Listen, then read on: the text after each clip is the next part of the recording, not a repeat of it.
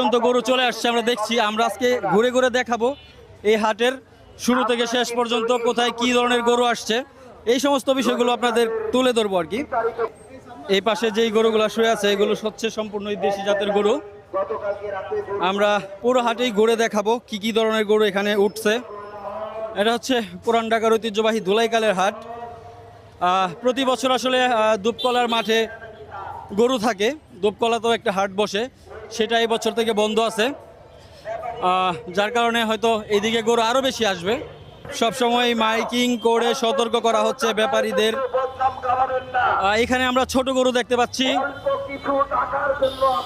খুবই ছোট গরু, যাদের এগিয়ে একেবারে ছোট জাতের গরু। আমরা এই পাশ ও পাশ দুপাশেই দেখাবো।